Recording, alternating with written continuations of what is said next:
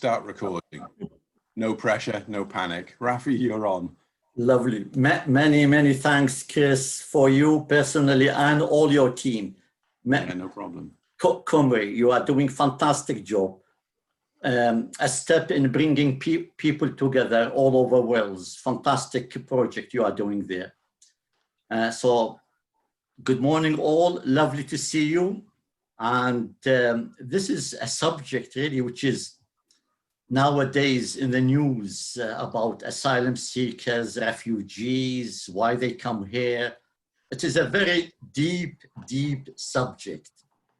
And both Marilyn and myself, we will be sharing our personal experiences. Refugee in the UK, Marilyn, refugee in Sudan. So we will share about the circumstances that we ended as refugees in different countries.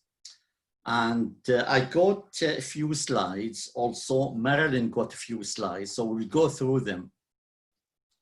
And yeah, so if you got any questions, use the chat room, put your questions there, or during the presentation, just raise your hand or use the facilities there with the, you are able to raise a hand and ask the questions. We will be more than happy to answer.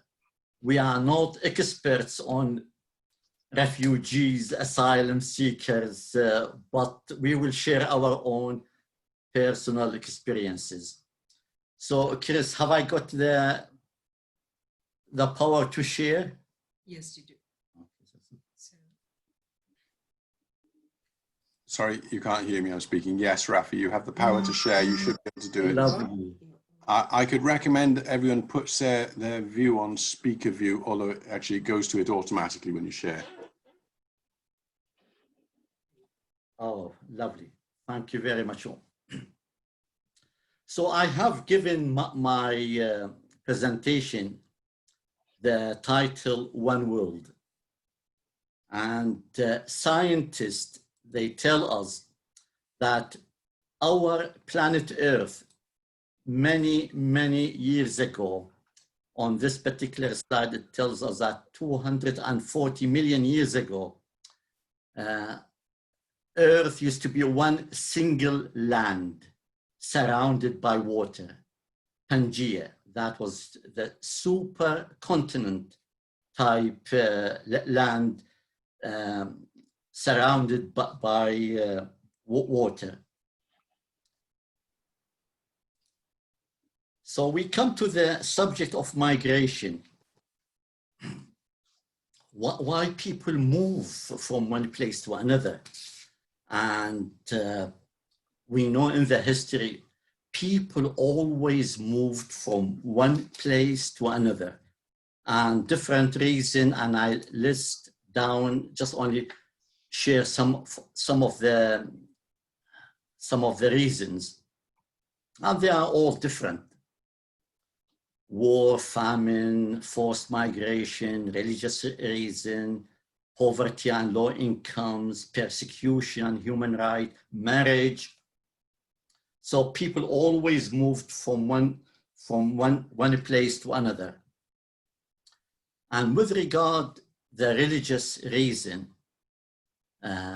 if we look in the history, as far as I know, most of the prophets, the messengers of God, they always suffered persecution and were forced to move from one place to another. Same thing happened to my ancestors. I was born in Baghdad in Iraq. My father was born in Baghdad in Iraq. His father was born in Baghdad in Iraq. But our ancestor goes back to Iran from my father's side and from my mother's side. My mother was born in Turkey, but her ancestors from Iran. And I am a member of the Baha'i faith, and the faith started 177 years ago in Iran, and we were always persecuted in Iran. 5 of my ancestors were killed, and the remaining of the family, they were suffered persecutions, and this is the main reason why they were forced to leave from Iran. Some ended in Iraq, and some ended in Turkey.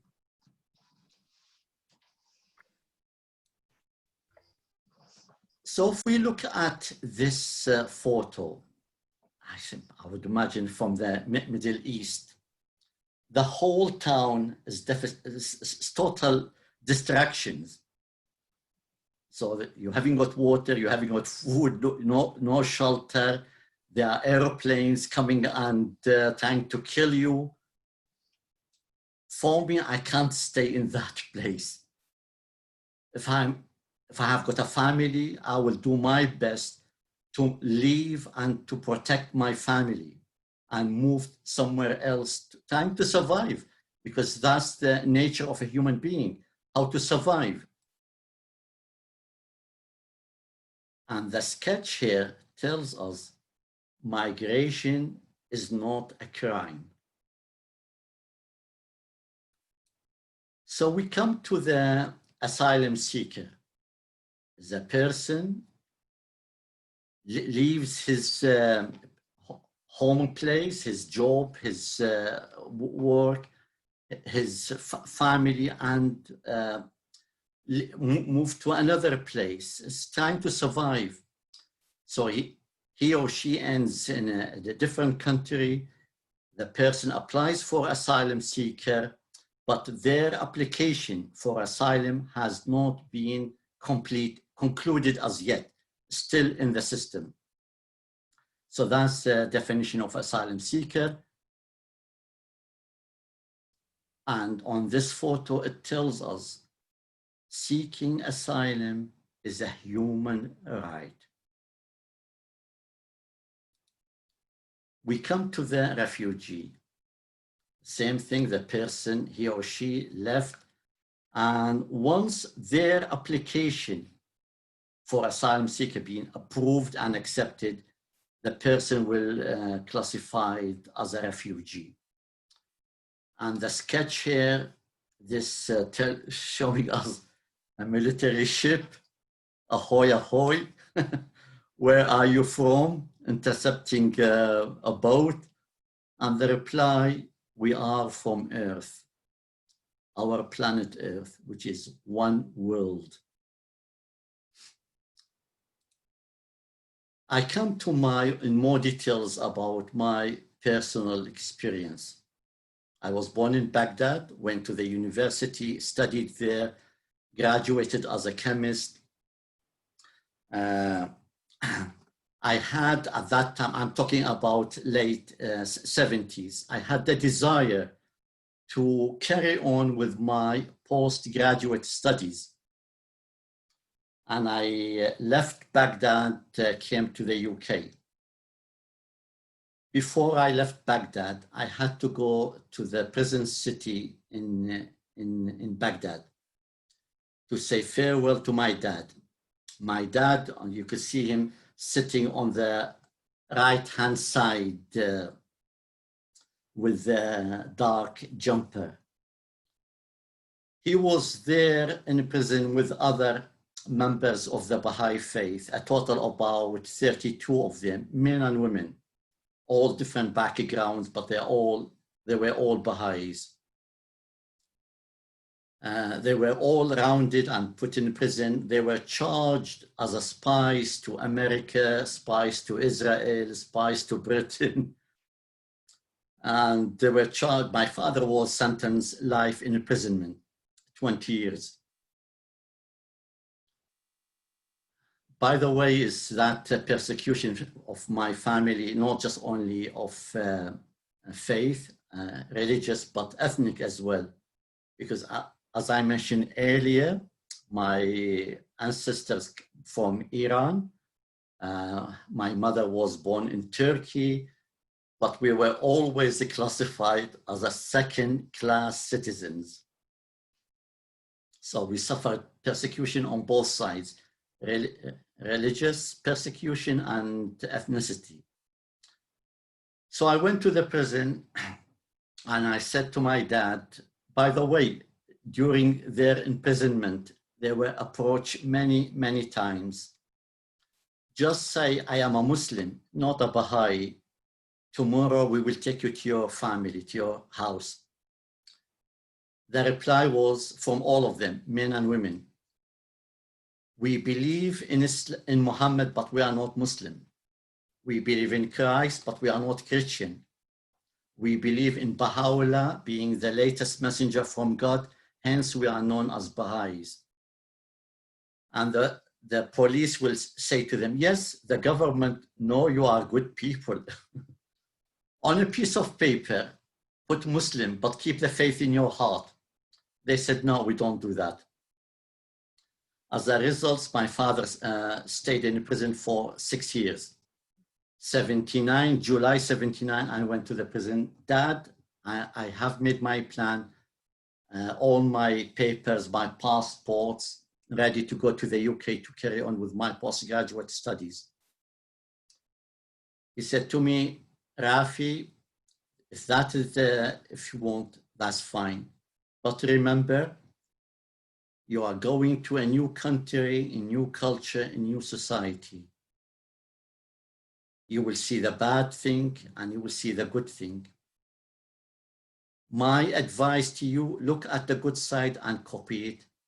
Do not bother with the bad side. These words were spoken to me 41 years ago. And every time I face myself with a problem, with a challenge, and I've had quite a number of them in this country, I always remember my dad.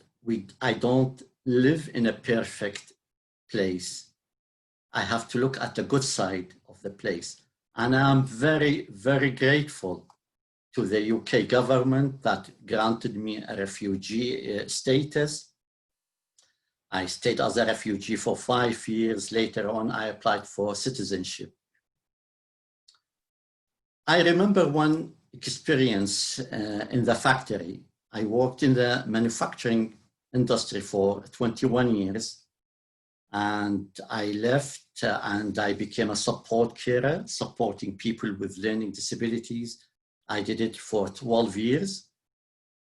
And 4 years I retired.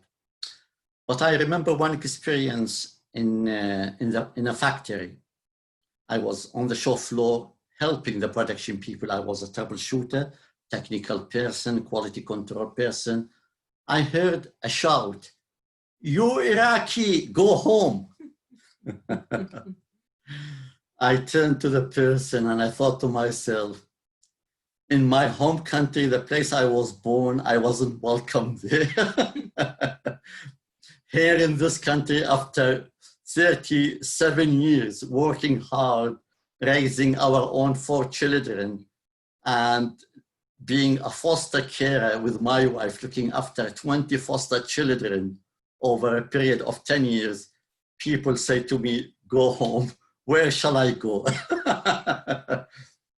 Yeah, so really it's not easy, but as a human being, we have to survive. We have to look at the good side of every single society and the good side of people. So I move to this slide. I started with the Pangaea, the supercontinent, that it used to be one single land, and but over so many years separated, different continents, different countries. But we have got a beautiful technology nowadays of communication, of transportation. I pick the phone, I pick WhatsApp, I speak to my daughter in Australia. I pick the phone and I speak to another daughter in China. I pick the phone, I speak to the other daughter in Israel. And only our son lives in Cardiff. And really for me, it is a beautiful understanding and the divine principle of this age, which it goes like this. The earth is but one country and mankind its citizens. This was said nearly 177 years ago by Baha'u'llah, the founder of the Baha'i faith. And for me, it is a reality that it is one planet, and scientists, they tell us that we, all human beings, the North, the South, the East, the West, we all share more or less the same DNA. So we are one family. And to this note, I will finish and say thank you for watching.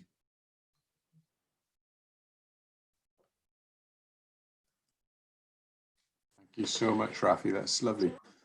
We don't have any specific questions in the chat. Shall we move straight on and invite Marilyn to talk to us, and we'll have a bit of a chat and discussion afterwards.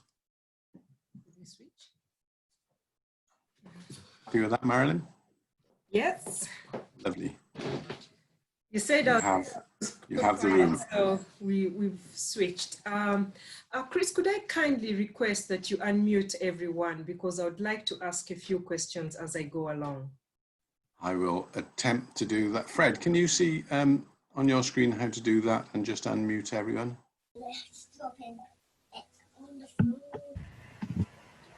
I'm doing that. It's my iPad. There we are. People are in the room. That might get quite noisy, Marilyn. No problem. I like it noisy. I'm missing the noise. That's the thing. Everyone. Hi. Hello. Hello. Hello. Okay. Good to meet you all. And it's really a pleasure. We are grateful for the time you've given us to share a perspective on refugees. I think it's, would like to share a perspective that is devoid of political agendas and sensationalization of things. I would like to offer you an alternative way to look at this matter. Nelson Mandela once said, education is the most powerful weapon which you can use to change the world. And indeed, when people are armed with the right knowledge, the right actions get taken. Refugee is quite, it's something that has touched my life quite profoundly. I'll start by sharing my story. In Uganda, we had this gentleman called Idi Amin. Who of you remember this gentleman? Oh, yes. Hands. Oh, yes. Exactly. My point exactly. A tyrant and a murderer. This gentleman sent his troops to a pub where there were some lads, 5 or 6 of them, taking a nice drink on a Friday, you know, banter and all. And these guys burst into the pub. Everybody falls silent. They walk up to the guys and say, take your last drinks. And everybody knew what that meant at the time. It meant that they were going to disappear. They marched the lads out and asked one of them to run. Usually when they asked you to do that, they would shoot you in the back and say you were attempting to flee. But for some reason, which I call the providence of God, they didn't shoot this gentleman.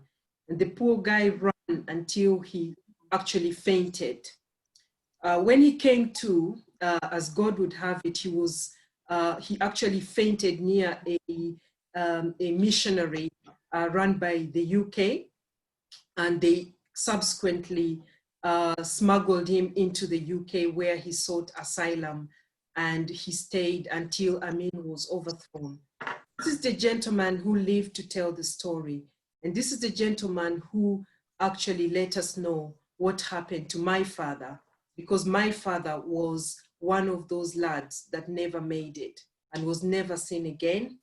I don't have a grave for my father, but what we were told at the time is that they would get shot and thrown into a river where there were crocodiles, so that there's no trace of them. That's what happened to my father. Before this, my father was planning to come to the UK to seek asylum. And the only reason that he kept holding him back was that my mother was pregnant with me. And so he kept waiting because she was almost due. Unfortunately, this event happened 10 days before I was born.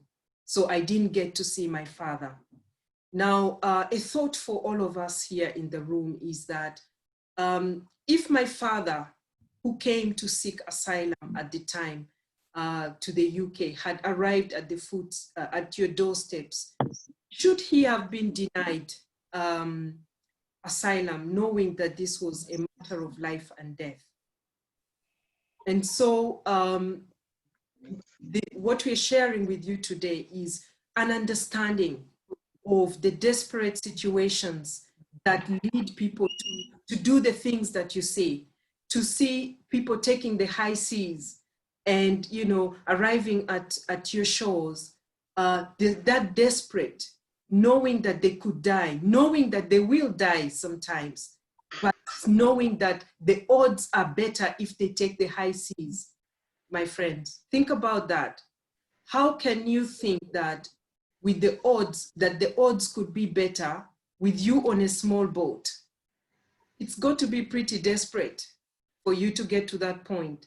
And I'd like to share a few things with you, which I thank God for all of you who are seated in this Zoom today, that you don't have to experience this yourselves. My first share is a picture of what's happening right now in Yemen, where the conflict there has led to a situation of hunger. It is said that by the end of this year, 2.4 million children are going to have are going to be pushed to the brink of starvation. They will have malnutrition and malnutrition-related difficulties. 6,600 of them will be dead by the end of this year. This is 18 children per day, which means that in the hour that we are going to have this conversation, at least one child would have died. In the one day from today to tomorrow, same time, 18 children would have died from starvation. Okay. I don't know how you can picture yourself being hungry to a point of death. It's a very painful death. So I'd like to ask all of you, if you're the mother or if you're the father, what would you do? Just as a matter of interest, what would you do? Would you stay and die? Or would you take the chance? What would you do? Of course, flee. Flee, yeah, take the chance. Take the We would chance. do anything we could. Yeah. Absolutely. Anything. Because staying is certain death, but you risk the high sea, 50-50 chance of survival. And the question then becomes, if you took your family to seek safety for them, should you be welcomed with condemnation, discrimination, you know, and assaults and insults? I think you need help at that point. And this is the situation that leads people to come. It's that desperate. That mother is going to die, and so will her child. And so she will take the chance to go elsewhere. The second share is from all the conflicts, as Rafi showed already. I was a refugee in Sudan, and this scene here, even though it's not from Sudan, I faced a similar scene when I was there. The evil here is that these rebels use civilians as human shields. So when the so-called peacekeepers come to try and take them out of action and try to bomb them, there's no discrimination. The civilians and the rebels both die. I was present when bombs were falling, and you know, it was just, there's nothing you can do. You just sit there and cover your, how do your hands save you from a bomb? It won't. And it is so random, you don't know where it's falling. And I think from your answers previously, we all agree that if you have a chance to escape with your family, you would.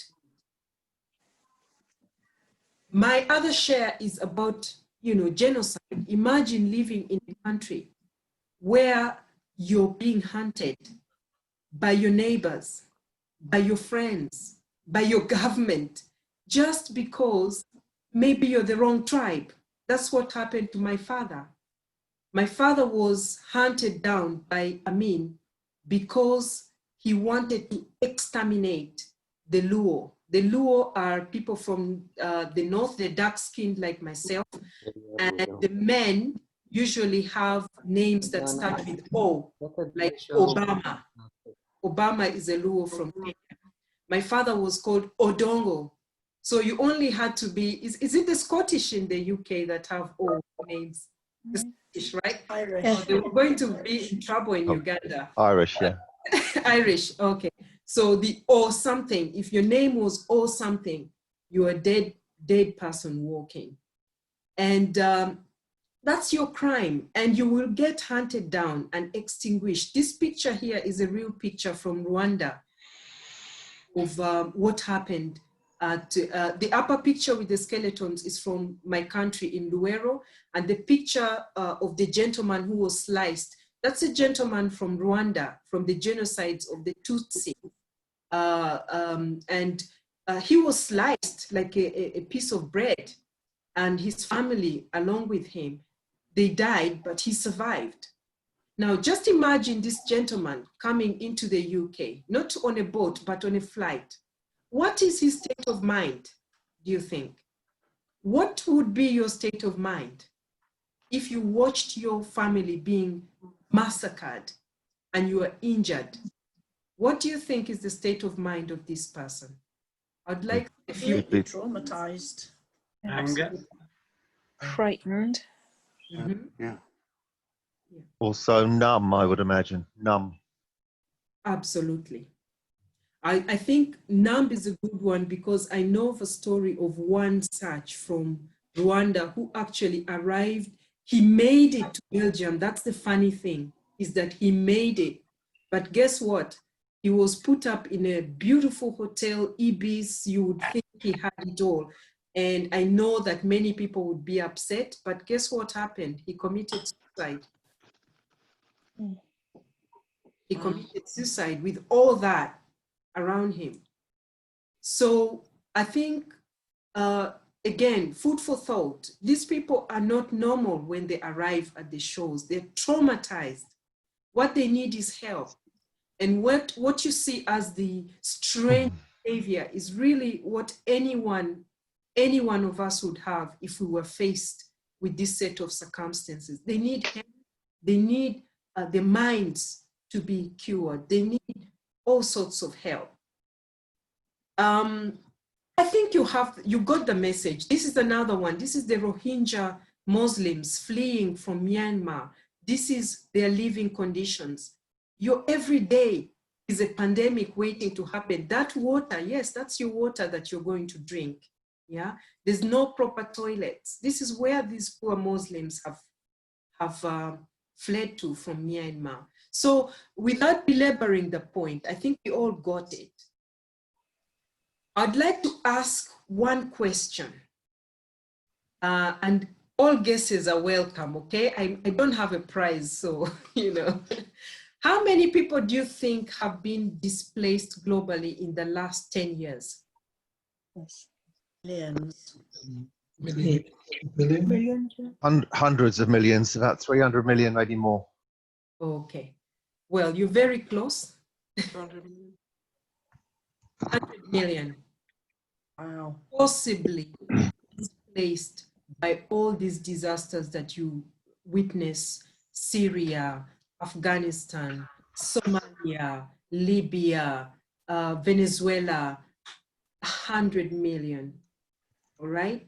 So that says forcibly displaced. Does that mean that people, there's others in addition to that? yes. Yes. There are those displaced maybe internally from internal conflicts. They're not part of this number. This is real conflicts, the big conflicts that cover the media, like Syria. But where there is internal in the country, say there is tribal displacements, those are not counted as this number. Okay. Hello. So, I think 100 million is a good number to think about, especially when some people with strange agendas are shouting about a vote of 30 people captured. And if we do the mathematics, even if we had 50 people coming by boat to the UK every week, this would amount to about 600, isn't it, in a year? Now, what is 600 compared to 100 million? These people need to go somewhere, and they are going somewhere. The top countries that have been accepting displaced people, the #1 country in the globe today is Turkey. They have taken 3.6 million refugees and asylum seekers in the last 10 years. I'm proud to say my country is among the top 5. We are a poor country, Uganda, but we've taken 1.4 million. And this comes mainly from the Somalis. We have countries like Germany taking also in the millions. So it makes me always wonder why politicians sensationalize the 30 or so people or the 600 people that come in a year for reasons that are so desperate that they need help. Another thought I'd like to share with you, this is an interesting one, is that desperation lasts only for a season. The people who come to you is actually a gold mine waiting to be tapped. They should be looked at as a resource, honest, instead of being locked up somewhere and given a silly allowance. These are doctors. My father was a senior agricultural officer. He could have done a lot for agriculture in the UK. But if he arrived here, would he have been locked somewhere in a camp and given a measly allowance? Yes. The lady you see in the picture arrived when she was less than 10 years old from the Somali, and today she's a congresswoman. Steve Jobs, I hear, was the son of a Syrian refugee. I think we all have Apple somewhere. Is there anyone in the room that doesn't have some sort of Apple? Yeah? Oh, there is one iPad in the house. Yeah, fair enough. It's my wife's, not mine. Yeah. But yes, that Steve Jobs, that inventor, is a son of a refugee. And I can tell you, one time when Rafi and I were giving this presentation, somebody actually stood up and gave a testimony about when Amin threw out the Indians from, I don't know if you know that story. Yes, yes, terrible. There's also, there's also... Remember it. You remember it, yeah. So he threw them out from Uganda, gave them 90 days to pack up and leave. And UK, bless you, were very, they welcomed them with open arms. And I understand at the time they were put in central UK. And they were so desperate, of course, when they arrived. But 10 years later, that place was vibrant. When the economy, the rest of the economies were going in depression, these Refugees had set themselves up in business. They were employing locals. The property market was booming, all because of their efforts. Now, I would like you to know one thing, by the way, about desperate people. They have what I call the adversity factor. They are so traumatized that when you give them a job, they cannot work enough. They cannot earn enough. That's why they're so entrepreneurial and so productive. And it's such a waste to keep them in such a place. They don't have to be Steve Jobs. They can be Marilyn and Rafi. They can be people like ourselves. If I arrived at the time that I went to Sudan, if I arrived at the shores of the UK, that little girl in rags with her nose running, you know, desperate, hungry, would you have looked past that and seen potential? No. Because today, me and my husband own and run a business and we employ local. Rafi arrived in Desperation, but he has fostered how many children? 20 children. 20 children. He's been a foster parent to 20 children. We all see the work that he does, beautiful work of connecting people, making communities better, making communities vibrant. My friends, I give to you that these people are a resource. Desperation will only last for a second. Now, you might ask yourself, but what is a huge problem? It's true, some of it will only be solved if all governments in the world come together and resolve conflict and develop economies. But until we get there, there are little things you can do. You can support charities that help these refugees, like the Rotary Club, like Shelter Box. Basically, Shelter Box are those who have like, how would you call them? Prefabricated houses. So people like the Rohingya Muslims didn't need to live in shacks. They can have a prefabricated house put up in a minute. There are life straws. Life straws, actually, I'm proud to say, Rotary Club who started the idea of life straws. So if you're the Rohingya Muslim and that muddy water is okay, Chris, you can mute now. Type into the chat to mute everybody. There's some background noise. Funny noises going on. Yeah. I'm almost through. This is my, I think this is my last. Life straws, if you're the Rohingya Muslim, you could drink that water because it filters the water and kills 99.9999% of all the bacteria. So that water, muddy as it is, would be safe. You can become an advocate, you know? If you have political connections, please lobby. Let the resources that come into the country not be wasted. Let these guys be honest, because their children will be the next stars of tomorrow, the next inventors. Let them have the right policies. If you're in a community, share what you've learned today, if it means, if it has made a difference to you. Do the little, because every little helps. Thanks for listening.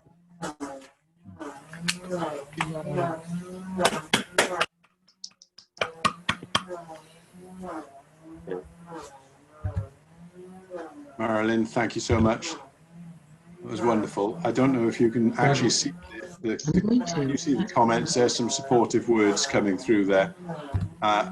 Thank you very much, both of you, for sharing some very moving stories. I really do appreciate it. And I would like to be a testament to how much both of you have done as an example of exactly what you're talking about, Marilyn. So thank you for both of you for your work there and in the room today. I'd like to open it up to, hello, sorry, I've clicked on something wrong. I'd like to open it up for a bit of a chat. If anyone has anything that they would like to make any comments, you're all I think you're all unmuted at the moment. Anybody want to say anything? Dan. Yeah. Thank you, and thank you very much for talking to us today. I don't know who's doing their DIY in the background, but I wish they'd stop. It's a little bit noisy, isn't it? There's a bit of noise going on, yeah. Yeah, that's the trouble when everybody's unmuted. But a couple of things I'd like to say. I mean, it is so essential to treat everybody with the same respect that you would treat your brother or anybody else. It's one of the most important things in life. I live in a part of Wiltshire where we regularly get attack helicopters flying overhead in training exercises, and there's not a moment that I don't see one of those where I think I could be on the other end of something, because I'm actually very sensitive to such situations. So thank God I've never experienced that, being on the wrong end of that. But it was so interesting listening to Rafi talk about that. The other thing is the difficulty here with politics is never far away, and people using things for a political agenda is so horrible, because it affects and infects young minds, and that in turn carries on through the generations, which is something we want to work on. But the main thing I wanted to say, and this is probably very much directed at Rafi, because I know he works with sheds and shed groups, but from my work with sheds and having been a shed leader for 3 years, I can say that there is nothing like a shed community to cut through all this bullshit and to treat people like human beings. And I'm so proud of the experience I've had, and my family were refugees too from Poland. So thank you so much for joining us, and I just wanted to share those words. Thank you. Yeah. Thank you, Dan. I agree absolutely, and I know that this wasn't a charity request pitch today, but I'd be very happy to share out some of the charities that you mentioned there, Marilyn, and I think sheds would be interested to have an awareness of them. And I'd like to invite all the sheds. This is something that a conversation that we have. I'm aware that there are organisations supporting refugees and asylum seekers in Wales. And I'd love to see some of those people actually getting involved with some shed work. As Marilyn said, exactly, there's a real resource. And if there are some men with time on their hands, as we say, who are in that situation, there are difficulties with paid employment for some asylum seekers, I know. Can I drop in there just very quickly that I've just seen a thing in Ireland, and they're working with people in direct provision, which is a criminal scenario with direct provision. But refugees in Ireland are working with shed communities incredibly. I've seen that very recently. It's a little area to be looked at. I encourage people to look at that. I will also get involved there. Anyone else would like to share any thoughts? Yes, I would, please. Chris Campbell. Hi, Chris. Yeah, come on in. Hi. It was a very, very powerful testament by both people. I think they made good case for humanity. Rafi, with the start of saying that the Earth and the supercontinent, also that one world belongs to one. These statements should be going to our school. This education, very ready in the school curriculum. I know even today my son's got lessons in refugees, but there's no better than involved with such people as these who have actually been through and persevered and showed great virtues in coming here, and after all of the persecution and atrocity what they've seen and they've been a part of, they should be applauded. Well, it is one world, and we are one people in the face of one. So I would just like to congratulate them both for their they're doing. Yeah, Yeah, that's great. You were breaking up a bit there for some of that, Chris, but I think we got the gist of what you were saying there. Thank you very much. There's been a request that we can mute everyone because there is noise. I don't know if anyone knows who's got the strimmer or the jigsaw or something is going on in the background. It's your light that keeps going on. Sorry? It's your light that keeps going on. I don't think it's outside your window. I don't know. I'm very sorry if it's me. I can guarantee I'm not strumming or buzzsawing or anything here. But I will mute myself. I've seen if there's someone else who wants to speak. Okay, who would like to chip something in?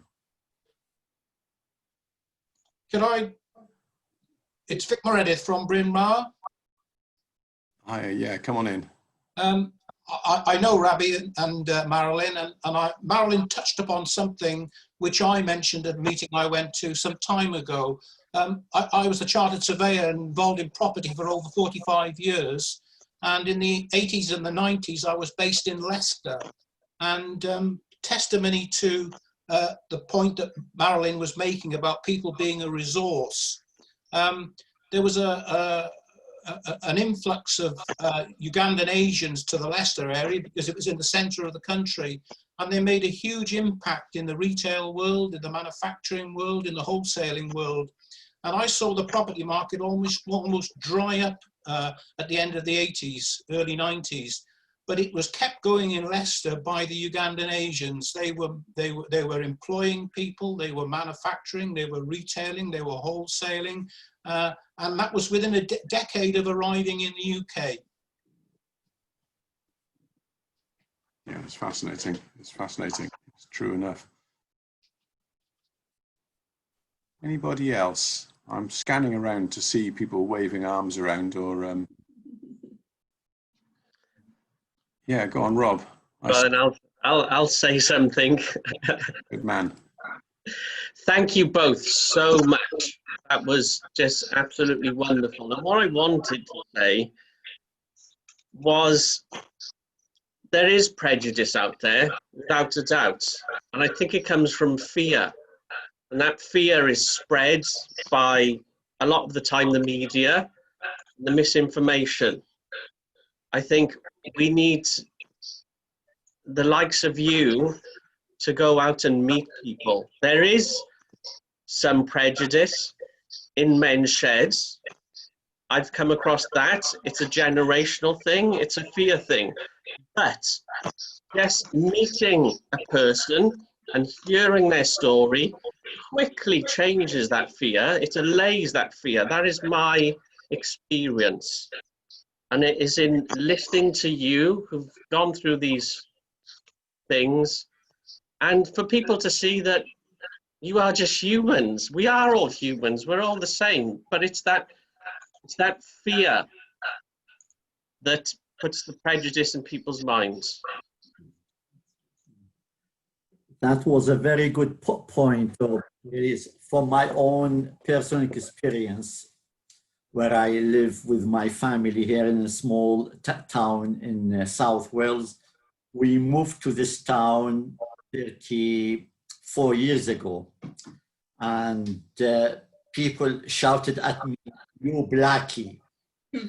And also always a group of 10, 15 youngsters throwing stones at our window. And I go and chat to them. Why are you throwing? Oh no, he or she ran away. That anyhow. They're colorblind, don't worry. Colorblind. This is black. So I managed to identify the ringleaders, whether boys or girls, and either the same day or the following day, I used to go to their house and knock on the door, speak to the father or the mother. My name is Rafi. I live with my wife and 4 children. None of my children throw a stone at your window. Why did John, Lisa, Peter last night or the day before were throwing a stone at our house? We are all one people. Have to look after each other. We have to be kind to each other. And believe it or not, friends, one by one, they stopped. Now I'm talking about 30 years ago. Now those youngsters, they are mothers and fathers. Hello, Rafi, how are you? So it's all about really how to engage ourselves with the local, with the people, chatting to them, engaging them in a process. Really, it is all it needs a process of learning. We are all, yes, none of us is perfect. We all got different backgrounds, different abilities, different understanding. But what unites us, we are all human beings. And we need everyone, members of our society, to contribute in a positive way to better our communities. And Robert, if I may add, what you just said is exactly what inspired us to do these talks. They're very small talks, but we go wherever it takes us. We've done it in churches, we've done it with clubs, you know, whenever we have the opportunity, we do these little talks, because sometimes people think you need to do a huge thing to make a change, but it's actually just meeting a few people such as yourselves, sharing a perspective, because each of you today, if it made sense to you, will go back and touch other people, yeah, and share this perspective. And that makes a very big difference. It's like 1 + 1 = 1,000,000. Penny, I can see you're there. Penny Craig, want to come in and say something there? Yeah, first of all, I'd like to sort of say that on a positive, you know, Britain, as UK, whatever, has come a long way. My parents left India in sort of the end of 52 and arrived here in January of 53, as I was born in February. And that was a time when you could put on your door, you know, no Irish, no niggers, no whatever, you know. I mean, you know, we've come a long, long, long way. And I know I work on Preston Faith Forum, and under that we have a project called Hello Preston. I'm also part of the Faith Covenant of Preston, and we're a city of sanctuary. So we have a lot of refugees, asylum seekers in Preston, and we're very multicultural. And I have to give total credit to our city council for all the work that they've done to help. And you know, I only found out the other day there's a thing called language linkers to help people, you know, over Zoom to anywhere in the country. Language is really important when someone comes to a country, because a lot of people, like you say, you know, whether you're a doctor, whether you're a lawyer, if you don't know the language, if you can't speak that language, then it's difficult to find work. It's difficult to assimilate yourself into the community. And we're doing the best we can to sort of give English lessons. We've got a project at the moment sort of to help the women and the children that we've just gained funds for. So all I can say is, one, we've come a very long way. Two, I think, you know, there are an awful lot of wonderful sort of people out there wanting to help, but just not knowing how. You know, this is the first day that I've heard of men's sheds. I've never heard of it before. It's the first time I've ever come on on this particular Zoom. So I, you know, hope to come again. But it's the first time, and I think that's the thing. And it's wonderful, Rafi. You know, I'm sorry, Marilyn. You know, it's wonderful that, you know, like you say, that you can sort of, like you say, you don't have to do anything big, just start with a small story. But those stories are really important, really important.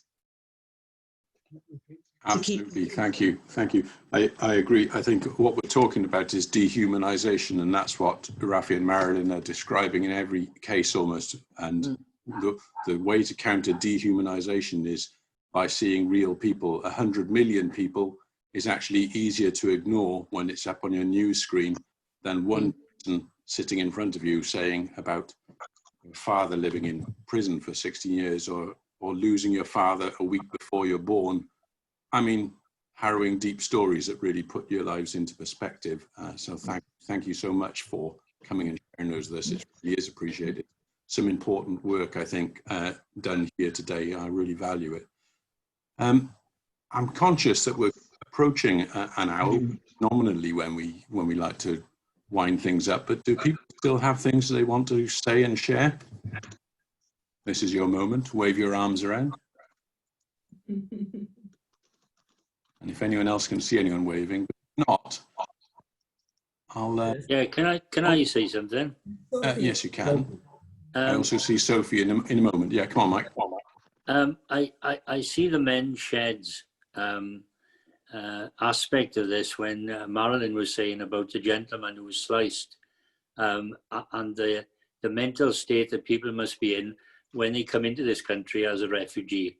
I know that from past experience of mental issues and things, people assume that after a couple of weeks or a month or something, that's gone. Okay, you're better now, and you're not. So it's a long-term thing. So I see perhaps the men's sheds within this issue as progressing help with the mental health issues over a much longer period of time by having people invited into the sheds, or maybe it can be done through your local surgery or something where you know somebody's gone for help. I don't know what other people think about it.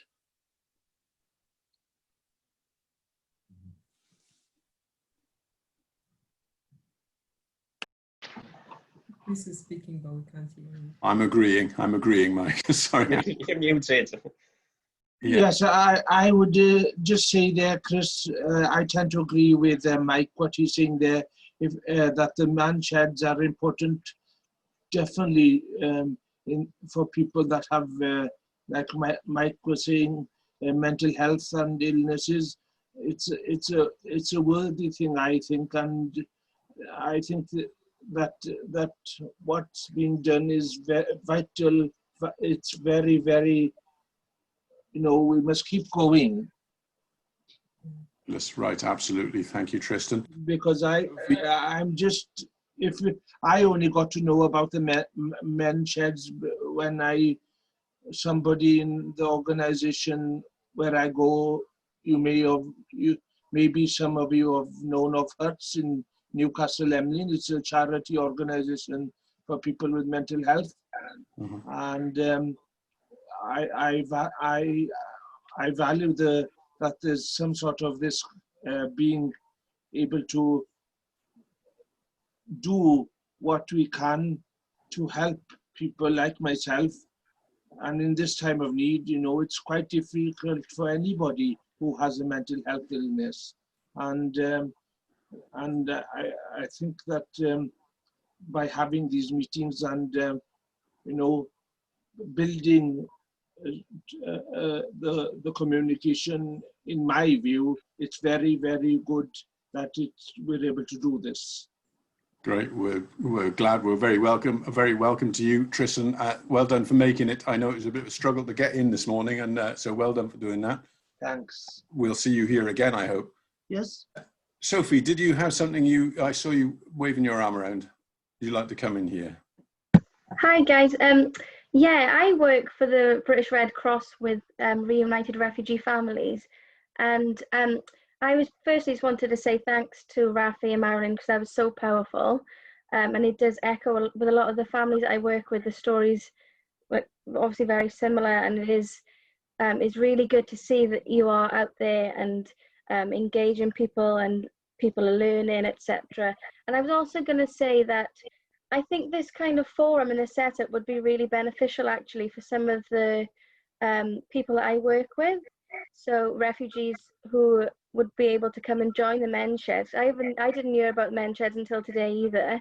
So I think it'd be really good if we could encourage some of the people I work with to join and talk and share experiences going forward. I don't know if that's something that we could encourage. For sure, yeah. Contact us, Sophie. We can have a look at the Men's Shed Cymru website. You can track us down fairly easily. Is that okay? Brilliant. Yeah, I will do. Thank you. Thanks for letting us come along. It's been really, really good. Yeah, you're very, very welcome, as are you all. But my lunch is calling me now. Oh, go on, Gary. Gary? My lunch is calling me, but squeeze me in. Your lunch is calling you, my lunch is calling me. But okay, I'm not a refugee, but I am a stranger in a strange land. I live in Ukraine. You might guess from my accent where I'm from. And I've worked around the world, but I'm also working in Iraq, as Rafi knows, because I'm asking him for help, but for a UN project. What I want to say is refugees is, of course, an awful problem. And of course, we expect the world, I think everybody, if we have studied what's happening in the world, and we know that things are going to get worse. This refugee issue is going to get worse. Okay, that's the first thing I want to say. So the other thing I want to say is in Iraq today, things are not so good. They're quite bad. And I can give you details about that. The government before, Rafi knows a lot more than I do, but the government that before the current government was basically, the government did everything like in a communist country. They gave all the jobs and everybody did what the government said they had to do. Now, of course, it's supposed to be changing to a more open market. Very difficult change. But it means that a lot of families don't have proper income, don't have proper electricity, even water's an issue that I'm working on and everything else. So there are refugees. There are lots of places around the world like Iraq today that are in need of something. And then there is the European reaction to refugees. I'll go to my American roots, or the American reaction to refugees, which is, you're not allowed to come here. You know, it's okay if your family is in danger, don't try to come across the border and come into my country. Now that is not a good, it's not going to last that way. That's not going to help the world that we have that attitude. And that's all I really want to say. I think we really have to begin to understand that we're living in a world where, from a material point of view, we are overusing the Earth's resources today by a factor of about 1.6 of 1.7. And the more people we have, the more resources we use. But some countries have good resources used, like the UK, and some have bad possibilities. We can't live in the next 10 to 20 to 30 years like we're living today. I think everybody would agree with that. Refugees and how to deal with these issues needs to be talked about. So that's the only thing that I want to say. Yeah, refugees are there. They exist here in Ukraine, internal refugees that are not counted, by the way, because, by the way, we have a war with our Eastern partner, often called Russia. And Russia thinks Ukraine is theirs, but Ukrainians think it's not. But the point here is that these are big subjects, and we can't just listen to them every now and then. I think there's something we need to bring up into what we call discourses in our cultures, in our communities, in our families. How are we going to live, the next 20, 30 years? That's really a big subject, but I can't talk about refugees and not think of the other side of the equation, because I'm a development worker who's always worked with the people on the other side of the equations, the ones that were living in, in fact, you mentioned also about a refugee in Sudan. I've worked in Sudan with refugees in Sudan. I know what this looks like. It's not nice and it's not right, and the world has to do something radically different to get into the future. Or I think it's not going to look good. Sure, thank you very much, Gary. And I also can see that Rian has got her hand up there. Rian, would you like to come in and say something there too? Hiya, I work for the Police and Crime Commissioner for Gwent.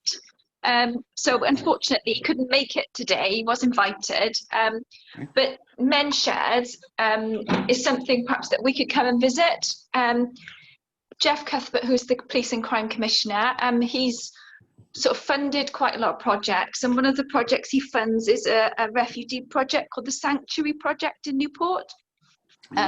So it could be that we link up with the Red Cross as well, and ensure that perhaps some local groups of Men's Sheds can get involved. So I can, if I can put my details in the chat, And if I can get in touch with you, then we can pass your details on. That would be amazing. Thanks for the presentations. They were so powerful, so moving. Sorry, I've had to move around my house as well. I know your background's going crazy, Rhea. No, I know, sorry. I'll send you my email address momentarily. I'm working in Gwent, so that's great. Oh, brilliant. Okay. And if we could just, you know, perhaps Jeff could come along to some of the groups as well, when perhaps everything's a little bit more normal. I'm sure he'd love that as well. Yeah, we would like that very much. Although, like I say, we'll get to a more normal state. Yeah. Yeah. Right. Marvelous, everyone. I can see people are slowly leaving the room one by one, but I want to quickly launch my little poll because it makes me feel like I've done my bit at the end. So I'm going to launch a poll here, and I invite you all to have a quick go at these questions, which are on a scale of 1 to 5. How much have you enjoyed today's Zoom room? Boom. Wow, that was really quick. Is that true? 100%? Oh, no, I see. No, I see what's happening. Yeah, there we are. Look at that. Go.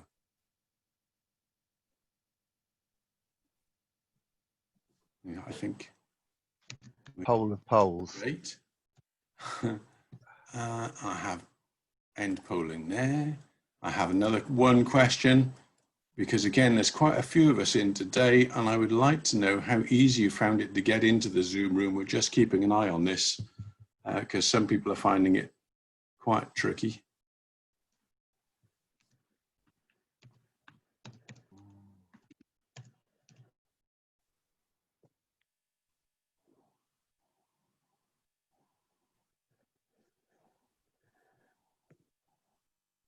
I should have a question. How easy do you find it to use the polling?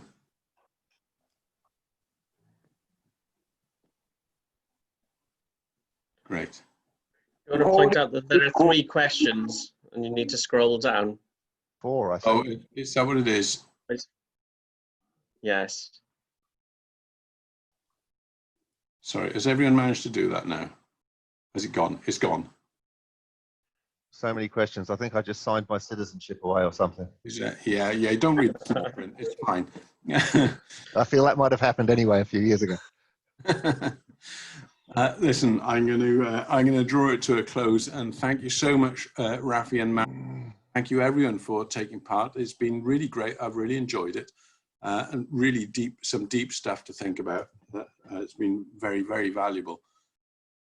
We've got some interesting things coming up. I'm in the process of finalizing the schedule all the way up until Christmas, and we'll be putting it on our Facebook and email. I encourage all our new visitors to the Zoom room, sign up on the Mensched Cymru website. You can get a notification about upcoming Zoom rooms. That would be great. We'd like to see you and share it with your friends. Do keep close to your hearts what you've heard and talked about today, because it's real people in the real world having this stuff inside them and being able to just speak positively and openly to the real people around you in your lives every moment that makes real changes in the world, is my personal opinion. Thank you very much, Rafi. Thank you very much, Marilyn. I think if we're all done, we'll say farewell to you all. Thank you so much. Lovely to see you all. Thank you very much. Bye. Goodbye, goodbye. And there they were all. I just want to be the last to leave today, just for the sake of it. You can't be, I'm the last to leave. Oh. Hello, Dan. Hello, Rob. Good to see you, mate. How are you? Yeah, good. You all right? You're not too bad at all. That was a really lovely talk. That was amazing. Great people. Great. Yeah, that was ace, mate. Really, really good. Yeah, we could really work with that. Mm-hmm. Yeah, that's massive, isn't it, for spreading? We will work with that. Yeah, yeah. It's always interesting when the sales pitch comes in from at the end, when the police want to get involved in things as well. Bless them. This is the great attraction of the shared network, is that when things seem to be working, everybody wants a little piece, and if they take the right pieces and use them well, they're welcome to them. No, you don't mean you're not using the word bandwagon here, are we, at all? Never. I shall leave you to it, gentlemen. All the very best. Lots of love. Cheers, Dan. Bye bye, Dan. Yeah, nice, Dan.